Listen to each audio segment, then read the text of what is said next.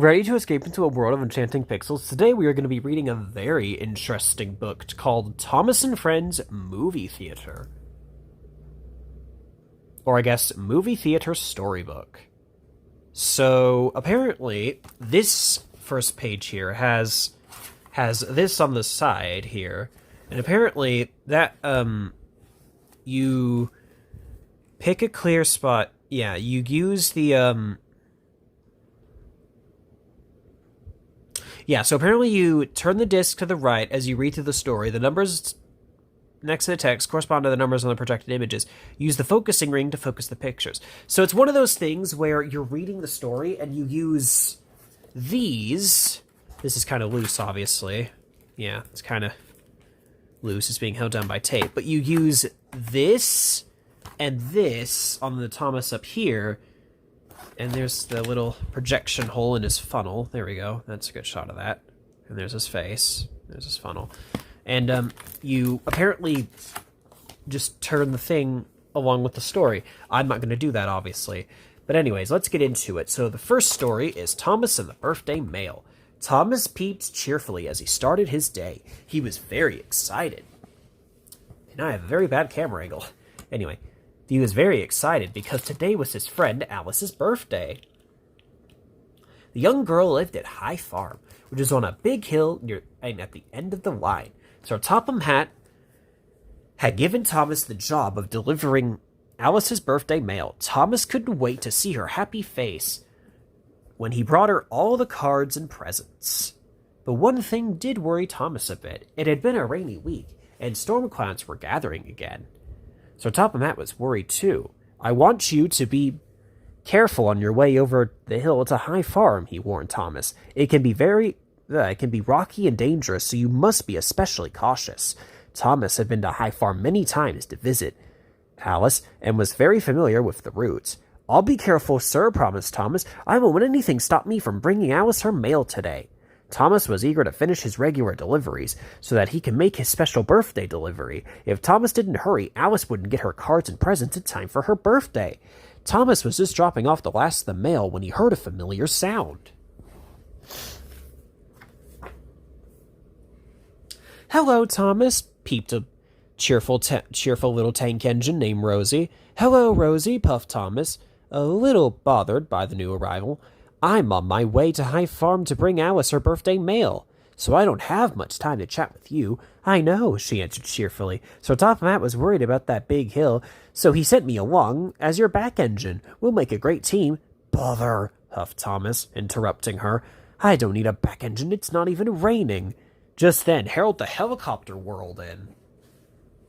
It's not raining yet, but it will be soon, he told Thomas and Rosie. High winds on the way and heavy rain. Harold cautioned Thomas about going up to High Farm. Heavy rains can cause landslides on that hilly route, he said, as he flew away to warn the others. Try not to travel alone. Thomas wasn't about to let Alice down, and he wasn't about to let Rosie tag along either. High winds and heavy rain don't bother me, he said firmly. Or me, added Rosie. I'll follow you. No, thank you, Rosie, Thomas huffed. I'll manage on my own. Thomas puffed away before Rosie could say another word. A little rain won't stop me, said Thomas stubbornly. And I don't need a back engine. He puffed along as quickly as he could so that Rosie wouldn't follow him, but Rosie was eager to help. She hurried along after Thomas anyway, not noticing that he was trying to keep her from following him. Meanwhile, the skies were going dark and cloudy. As Thomas puffed along, a heavy rain began to fall. Thomas's pistons pumped and his boiler bubbled as he made his way up the hill. Rosie can't follow me now, thought Thomas. She isn't strong enough. But Thomas was wrong. Rosie's pistons were pumping and her boiler was bubbling, just as hard as Thomas's. She was determined to help Thomas and be a really useful engine just like him. Thomas, wait, she called as she rounded the corner out of sight. I don't think she actually said that in the episode. Anyway, when Thomas reached the junction, he knew that one track was the longer, safer way to High Farm, while the other track was a shorter but more dangerous route. I'll take the shorter track, Thomas puffed. I could get to the farm faster and Rosie won't be able to follow me. She's not strong enough. Then the storm broke. The winds and rain lashed at Thomas as he struggled up the steep track. It didn't bother him, though.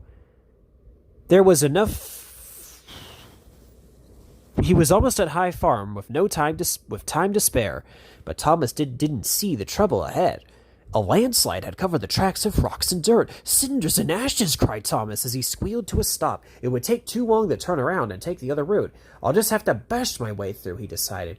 Thomas gathered all of his steam, pushed forward into the mud and stone, and got stuck.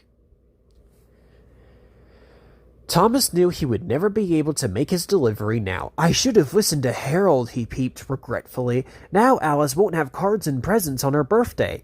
Then Thomas heard a friendly toot-toot. It was Rosie. She had taken the longer route and made it safely over the hill. When she saw that Thomas was in trouble, she hurried to his side. Don't worry, Thomas. I'll go and get help, she puffed. Wait a minute, whistled Thomas. Please, will you deliver Alice's presents for me? Of course I will, Rosie said happily. Rosie was coupled up to Thomas's trucks, and she steamed off to High Farm. Thomas was happy she'd followed him after all. The rain stopped, and soon Thomas heard Rosie puffing back down the line. Alice's mother has telephoned for help, Rosie told Thomas. Edward is on his way to pull you out. Thank you, Rosie, Thomas said. He was sorry he couldn't wish Alice a happy birthday, but he was very happy to know that she got all of her surprises. But there was a surprise for Thomas, too. Rosie had a passenger on board. It was Alice. Thank you for rushing to my birthday so I would have my gift, said Alice. You and Rosie make a great team. Edward arrived and quickly freed Thomas. Then everyone steamed back to the station, where Alice was greeted with a birthday cake. Thomas peeped happily, and so did Rosie. We do make a really useful team, said Rosie, don't we, Thomas? We certainly do, agreed Thomas, and we also make really great friends. All right, that is the end of story 1. Onwards to story 2, A Smooth Ride. Sir Handel was one of the old... Oh, yeah, I forgot. This was Hit era Sir Handel, so of course he was like the oldest and wisest engine on the narrow gauge railway, blah, blah, blah, because apparently, I guess Hit wanted him to be similar to Edward, I guess, but anyway. Sir Handel was one of the oldest and smoothest engines on the narrow gauge railway. He loved nothing better than to pull coaches full of children up and down the mountains. One summer, Sir Handel was needed at the quarry. It was rough work, and the engine was happy to return to the mountains at the end of the summer. The controller, Mr. Percival, was glad to have him back. I've got just the job for you, he told Sir Handel. I need you to collect some freight cars full of apples. You must pull them very carefully, or the apples will bruise. Yes, sir, whooshed Sir Handel, and he went off to the orchard and was soon coupled to the freight cars. Everything was going smoothly until he started to puff up a hill. Suddenly, Sir Handel's pistons popped, his rods rattled, and his boiler bubbled and bounced. Peter Sam puffed up behind him. Why have you stopped? He whistled. I have a problem, Sir Handel explained. Whenever I try to go uphill, I start to rock and rattle. I can't continue or I'll bruise the apples. Peter Sam felt sorry for his friend. I can help, he offered. Then he pushed Sir Handel and the apples all the way up the hill. Sir Handel reached the station and delivered the apples. Mr. Percival was very pleased with him. There's not one bruise on those apples, he said proudly. What a smooth engine you are. Now I have another special job for you, Mr. Percival continued. I want you to pick up the sheep from the farm. Sir Handel didn't want to disappoint Mr. Percival, so he didn't tell him about the problem. But he was worried. He knew that sheep didn't like to be bumped. Sir Handel arrived at the farm, and the sheep were herded onto the cars. Into the cars, not onto the... Anyway, the ride started out smoothly, but as soon as Sir Handel started to climb another hill, his pistons popped, his rods rattled, and his boiler bubbled and bounced. Once again, Sir Handel had to stop. Luckily, Duncan puffed up behind him. Sir Handel told him about the problem, and Duncan kindly agreed to help his friend. Even though this was Classic Series Duncan, he would have complained about it, but anyways. Soon the sheep were happily grazing in their new field. Mr. Percival met Sir Handel at the station. The controller had heard the sheep had arrived safely, and he was very pleased. I have a surprise for you, he told Sir Handel. Today is my wife's birthday, Mr. Percival explained. I'd like you to take us to the top of Coldy Fell for a picnic. Yes, sir, puffed Sir Handel. Usually, the engine would be delighted to take them, but Sir Handel was worried. The track to Coldy-Foe was very steep, but because he didn't want to disappoint the controller, the engine still didn't tell him about the problem. Soon Sir Handel was making his way up the steep track. I can do it, he puffed, but then there was trouble. Once again, Sir Handel's pistons popped. His rods rattled, and his boiler bubbled and bounced. Inside the passenger car, Mr. and Mrs. Percival were banged and bumped about. Sir Handel stopped. Mr. Percival got out and shook his head. You're a fine engine, he told Sir Handel, but you're no longer a smooth engine. I'll have to send you back to the stone quarry. Please, sir, I can be a smooth engine. I only shudder and shake when I go up hills, explained Sir Handel. Please don't send me back to the stone quarry. Looking very serious, Mr. Percival left to make a phone call. Later, Sir Handel was brought to the transfer yards by Mighty Mac. Sir Handel was miserable. He was sure that Mr. Percival was sending him back to the quarry. Then he heard a friendly peep. Hello, Sir Handel. It was Thomas, and he had a very special passenger. You're a special engine, said Mr. Percival to Sir Handel, and you need special attention. Mr. Percival had phoned for the engineer to come and fix Sir Handel. Sir Handel smiled from buffer to buffer. He was soon mended and back puffing along the line. The children cheered as Sir Handel pulled them up and down the mountains. The old engine still had given them the smoothest rides after all. All right. End of story 2. Onwards to story 3. A pretty hilarious story. The Green Controller. I loved this one when I was younger. It was so funny. Every day, Sir Topham Hatt, the railway controller, gives his engines jobs to do. They are always very busy and are always ready to try new jobs. They do their best to follow Sir Topham Hatt's orders exactly, because all the engines want to be really useful. One morning, Percy puffed back into the shed after delivering the mail. He noticed that no other engines were around. Percy was surprised when the controller's car pulled up. He was even more surprised when Lady Hatt stepped out of the car with a group of other ladies. Percy, she said to him, Sir Topham Hatt is sick today. He has lost his voice. Percy frowned. I do hope he finds it, he said. Has he looked under the pillow? Lady Hatt laughed. Has he looked under his pillow? Okay. As stupid as Hit-Era Percy was, that's pretty funny. Anyway. That's very funny. Anyway. I do have a list of jobs that Sir Topham Hatt would like to have done today, but I must attend the ladies' luncheon. Can you be a really useful engine and give the others their jobs? I'll try, Percy promised. Good, Lady Hatt said. First, Gordon is to take coaches of China... What? First, Gordon is to take coaches of China to Brendam Docks? Okay, that's weird. He must pull the coaches very slowly. Slow coaches, Pete Percy. James is to arrange freight cars in the coal yard. He'll be as busy as a bee, she said. Busy bee, Percy puffed importantly. And Toby is to take visitors to the Scottish castle, she added. He'll have to go as fast as Gordon's Express. Gordon's Express, repeated Percy. Being controller sounded like fun. Thomas rolled in just as Lady Hatt and her friends drove away. I'm controller for the day, Percy announced. Lady Hatt put me in charge. Do you need any help? Thomas asked his friend. The Green Controller doesn't need help, huffed Percy, and he chuffed away to give the other engines their jobs. Percy found Gordon waiting for Sir Topham Hatt to tell him his job for the day. I'm controller for the day, so I'll be giving you your job today, Percy exclaimed. He tried to remember what Lady Hatt had told him. Your job today is to pull very slow coaches. Gordon couldn't believe it. He was one of the strongest and fastest engines. That shocked face is so funny.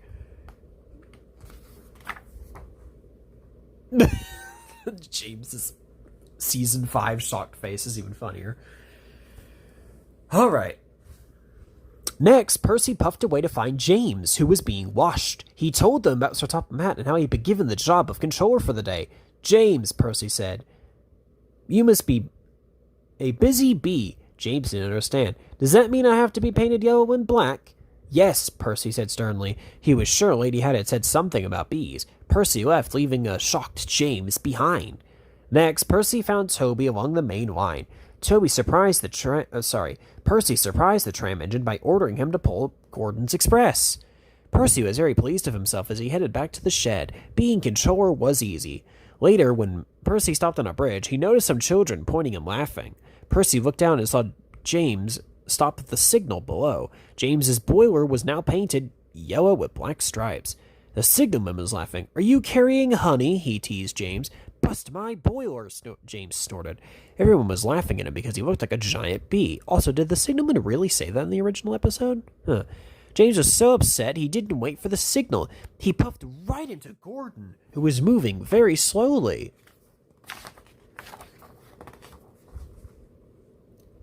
Oh yeah, apparently there was a scene where James would have crashed into Gordon, or a deleted scene where he would have crashed into Gordon, but that never made it in for some weird reason. Even though that would have made more sense for the story's climax, but anyways. Then Toby steamed in, pulling the heavy express. James and Gordon were blocking the way. "Oh no!" Percy whooshed.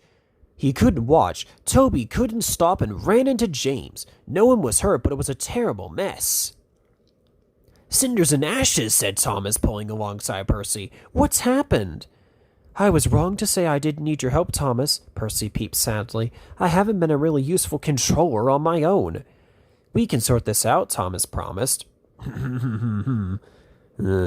All engines go reference. Anyway, sometimes when you can't remember something, you must go back over your tracks. Together, Percy and Thomas puffed through stations and yards. Percy saw crates of china, a mess of freight cars, and waiting passengers. Percy puffed back to the other engines to apologize and gave them their real jobs, but could they do them in time? All the engines, even Gordon, promised to do their best to get their jobs done, and they all did. So Topham Hatt stopped by the shed that night. "Percy, I'm very pleased," he croaked at Percy. Percy smiled. I'm very pleased that Thomas helped me. And I'm pleased that you found your voice, sir. I hope you never lose it again." Okay, that was funny. Oh, God. End of story 3. Story 4, the most horrible hit-era episode in existence. Edward strikes out. Oh, boy. Edward is a familiar sight to everyone on the island of Sodor. He has worked on the railway longer than any of the other engines. Well, at least he got that right. Anyway, one summer morning, Edward arrived at the docks to pick up a large load of heavy telephone poles. Thomas was busy marveling at the new crane that had just arrived. "Who is he?" asked Edward. "I don't know yet," said Thomas, "but it's exciting to have someone new on the island, isn't it? And he looks strong enough to pick up even Gordon." Gordon had overheard Thomas and was not happy about the new crane. Gordon liked being the biggest, strongest engine on Sodor. "That crane might be big, but he has no engine," chuffed Gordon to Edward. "He can't move unless an engine pulls him." Also, why the heck... Wait. Okay, here we go. Edward agreed that just because something was new didn't mean it was better than something that was old. "I don't suppose he can be really useful then," said Edward.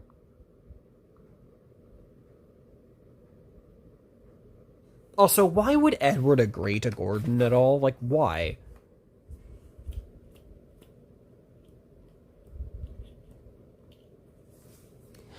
Just then, Percy came puffing by, boiling over with excitement about the new crane. Boiling over. Anyway. "Newfangled nonsense." Oh, this was funny to me when I was younger. "Newfangled nonsense," huffed Gordon as he went away. Percy was confused. "What's a newfangled nuisance?" he asked Edward. "Newfangled nonsense," Edward repeated, "is something that's new but not really useful. Just like that silly new crane Rocky." Edward puffed away to collect the telephone poles that had been stacked by Rocky. "Hello," said the crane. "My name is Rocky. Can I come with you, and can I help you with the poles?" "My name is Edward," the engine replied. "But I don't need help." "Newfangled nonsense," he chuffed. Edward hurried away so quickly that the telephone poles weren't tied down properly. "Old things are much more useful than old things," he puffed to himself. Okay, now that actually makes sense.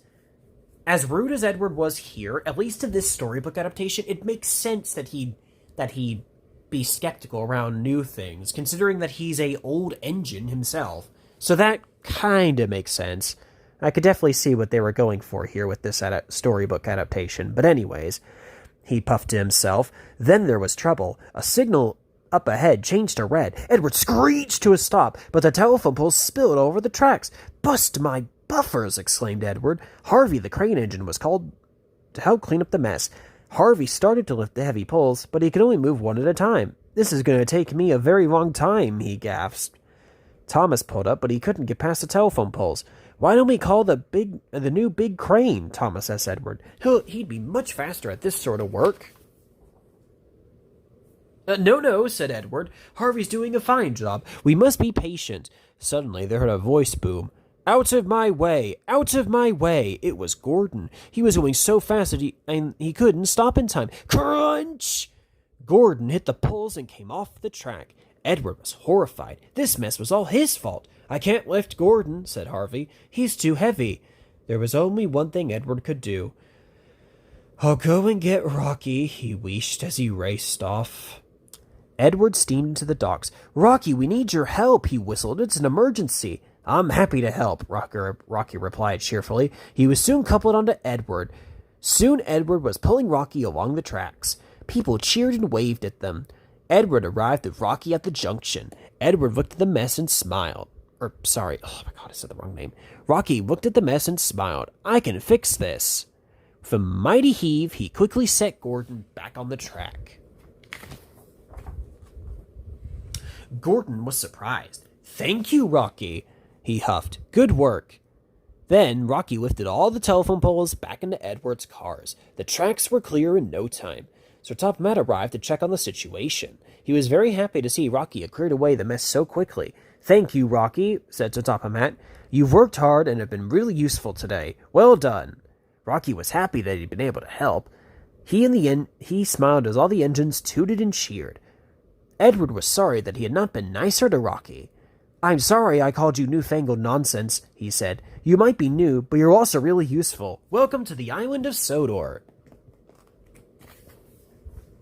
Alright. I believe this is the... Give me 1 second.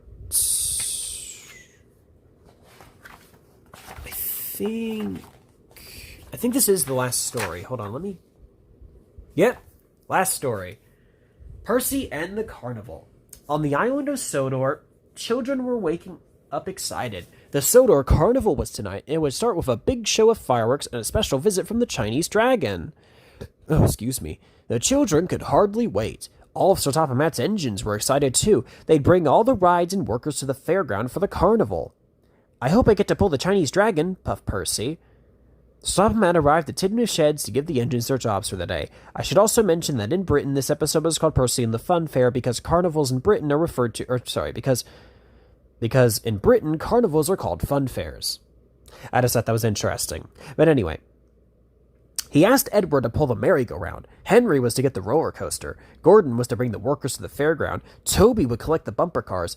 And Emily and James would fetch the Ferris wheel. And Thomas, boomed Topham, you were to collect fireworks and the Chinese dragon. Percy was disappointed. "What's my job, sir?" "You were to collect coal from the mines and fill the hoppers at all the stations," ordered Sir Topham. "A railway can't run without coal," he added. "It's a very important job." Then Sir Topham left. All the engines quickly chuffed off to work, all except Percy. "Coal!" he huffed. Percy was very disappointed. He slowly made his way to the coal mines. Collecting coal didn't feel like a very important job at all. "I wish I was pulling something exciting," grumbled Percy. "Not boring old cars full of coal." Percy gathered the freight cars and headed for the first station. He stopped at a signal that was near a school. Children were playing outside. Just then, Toby puffed past, pulling the bumper cars. When the children saw him, they began to clap and cheer. Edward came hurrying along the track. He was happily pulling the merry-go-round. The children cheered even louder. "No one is cheering for me," Percy grumbled. "I knew pulling coal wasn't an important job." Then Percy had an idea. "But helping my friends is important," he said happily. He left his coal cars behind and rushed off to find his friends.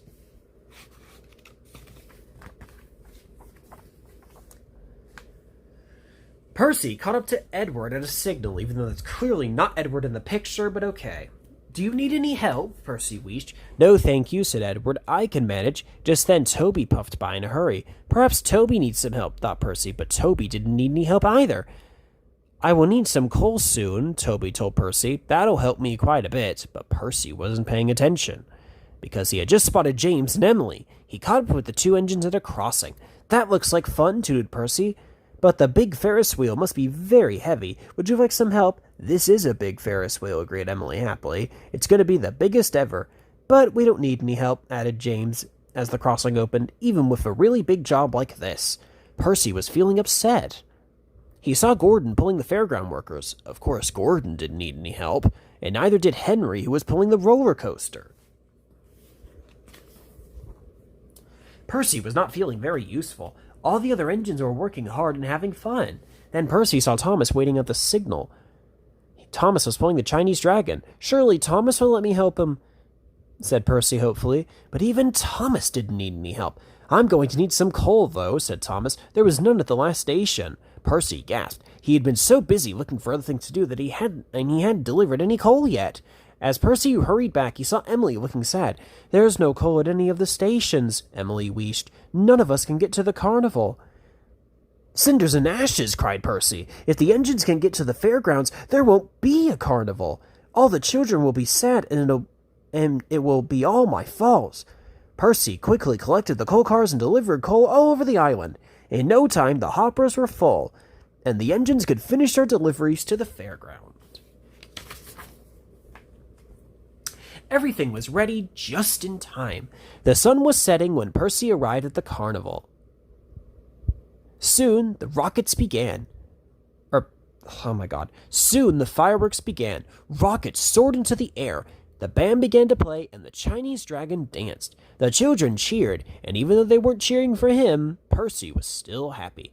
I told you, Percy, Sir Topham Hatt said. Delivering coal is a very important job. Percy couldn't agree more. The end. Alright, don't forget to, like, comment, and subscribe. Talk to y'all later.